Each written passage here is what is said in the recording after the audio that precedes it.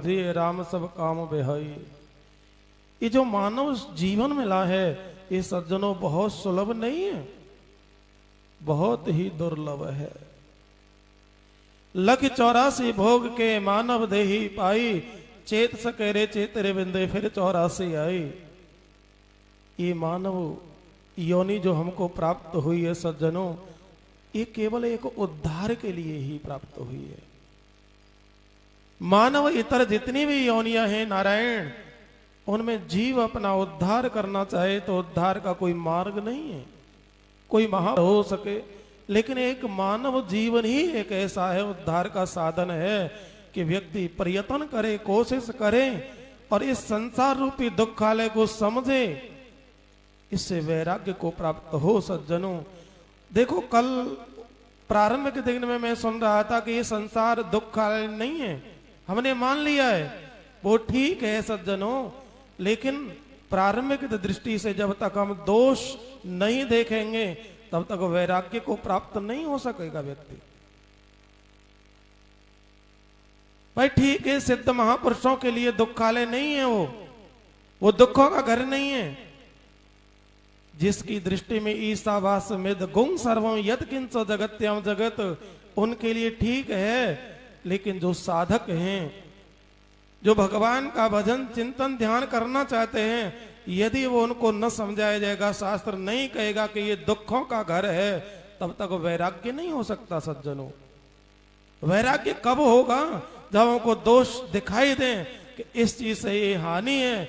महाराज कितने जीवन व्यतीत हो गए इस दुखालय रूपी संसार में भ्रमण करते हुए, शुकर कुकर पशु पक्षी इत्यादि योनियों में दुख भोग गया। और इस मानव जीवन में ही देखो सज्जनों, जन्म मृत्यु जरा दुखम जाया दुखम पुनः पुनः, ये दुख नहीं, ये श्रुतियां हमारी जगा रही हैं। क्या ये दुख है? दुख नहीं होगा तो सुख सुख परमात्मा की प्राप्ति करने का प्रयास क्यों करेगा? एक चींटी को भी पकड़ करके देखो महाराज, वो भी दुख से छूटना चाहती है, वो भी दुख से छूटना चाहती है। महाराज एक केवल एक मानव योनि ही ऐसी है, व्यक्ति अपनी विवेक बुद्धि को यदि महाराज महत्व दे, विवेक का आश्रय ले, तो महाराज वो अपना उद्धार कर सकता है। गीता जी में भगवान ने बहुत ही सुंदर प्रकार से प्रेरणा दी है सज्जनों। गीता तो भगवान का साक्षात वाणी है। गीता में हृदयम पार्थ प्रथया पुत्र पार्थ, हे पार्थ गीता तो मेरा साक्षात हृदय है। गीता से बढ़ करके प्रमाण और क्या हो सकता है सज्जनों? भगवान ने जिसे अपना हृदय बना लिया हो, सोचो सज्जनों, अपना घर बना लिया हो, गीता में चोत्तमम गृहम, ऐसी भगवान की गीता। उस गीता में भगवान ने जो 18 अध्याय सज्जनों हैं, उन 18 अध्यायों का नाम अलग अलग है। मैं ज्यादा विवेचन तो नहीं करूंगा, मेरे को कुछ ही समय मिला है, उस समय में मैं अपने प्रवचन को रख रहा हूं सज्जनों। एक 6वां अध्याय है, जिस 6वें अध्याय के अंतर्गत, गीता के 6वें अध्याय के अंतर्गत केवल 47 श्लोक हैं सज्जनों, और 4 प्रकरण हैं मुख्य प्रकार से देखा जाए तो। सबसे पहले तो निष्काम कर्मयोग का वर्णन किया है और योगारूढ़ पुरुष के लक्षणों का वर्णन किया है भगवान ने। उसके बाद में 5वें और 6ठे अध्याय में, 5वें और 6ठवें श्लोक में सज्जनों बहुत सुंदर एक सार गर्भित बात कही है भगवान ने। आत्म उद्धार के लिए प्रेरणा दी है, भगवत प्राप्ति महापुरुषों के लक्षणों का वर्णन किया है, और आगे चल करके महाराज इस मन का संयमन कैसे किया जाए। ये मन एवं मनुष्याणाम कारणम बंध मोक्षयो, ये मन हमको नचा रहा है बार बार, तो इस ध्यान योग का वर्णन किया है, और अंत में आखिर में जाकर के योग भ्रष्ट पुरुष की गति का वर्णन किया है। तो सज्जनों 2 श्लोकों में बहुत ही सुंदर बात भगवान ने कही है। उद्धरे दात्मनात्मानं नात्मानमवसादये आत्मैव ह्यात्मनो बंधो रात्मैव रिपुरात्मनः बन्धुरात्मात्मनस्तस्य येनात्मैवात्मना जितः अनात्मनस्तु शत्रुत्वे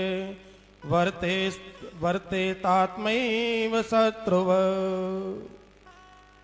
बहुत सुंदर बात भगवान ने कही है। नारायण समझने लायक है हर व्यक्ति के लिए। उद्धरेत,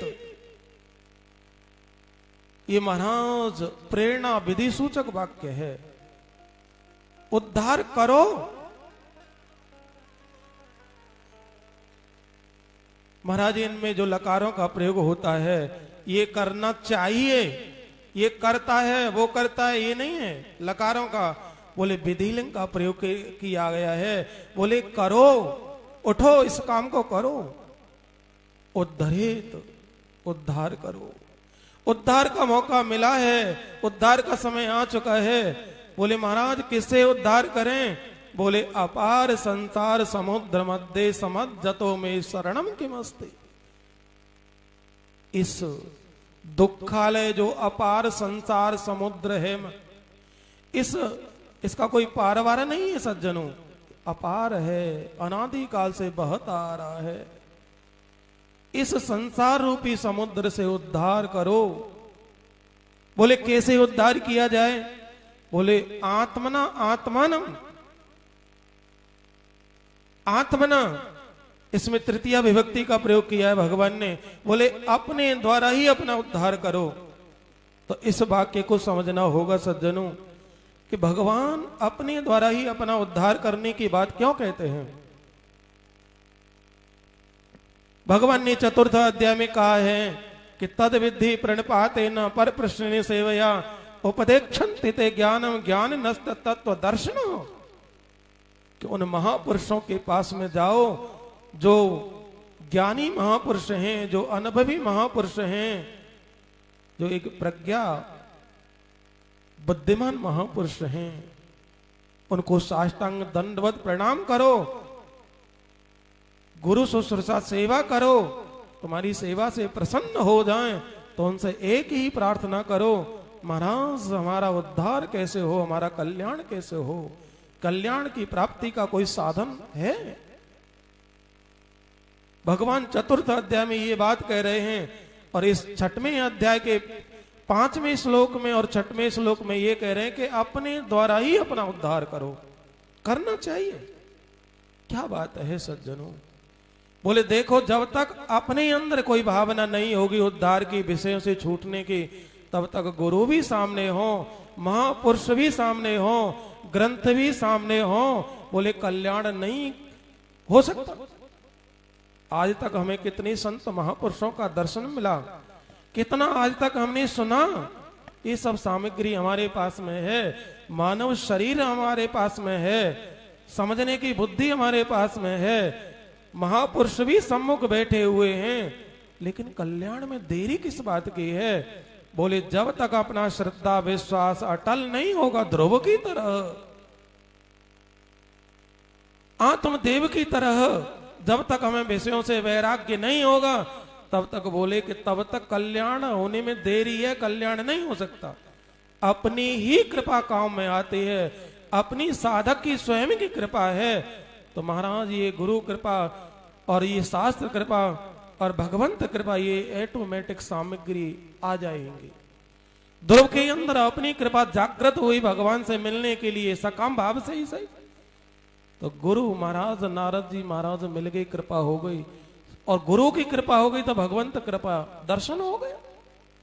तो महाराज आत्मना आत्मान आत्मानम आत्मना उद्धरेत, अपने द्वारा ही साधकों को अपना उद्धार करना चाहिए। उद्धार करने की जो बात कही है सज्जनों, वो इस संसार में हमें जो तक दुख और विषय रूपी विष जब तक दिखाई नहीं देंगे, तब तक महाराज कोई प्रेरणा नहीं होगी, अपने अंदर जागृति नहीं होगी।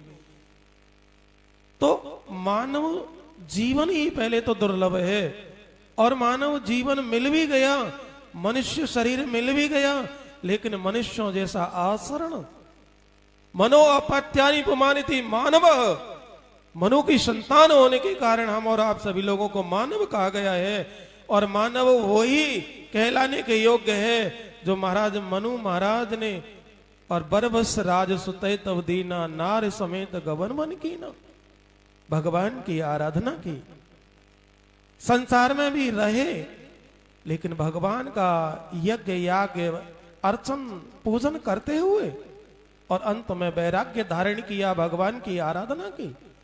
तो हमें वही पथ अपनाना चाहिए जो मनु महाराज ने अपनाया था।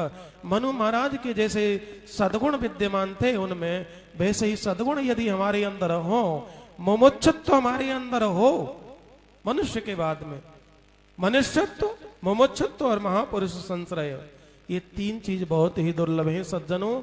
तो मेरे को संकेत हो चुका है, अन्य वक्ताओं का मैं समय न ले करके और अन्य सभी महापुरुषों के शरण कमलों में अपनी वाणी को विराम देते हुए बोलिए जय श्री कृष्ण, बोलिए वृंदावन बिहारी लाल की जय, श्री सदगुरुदेव भगवान की।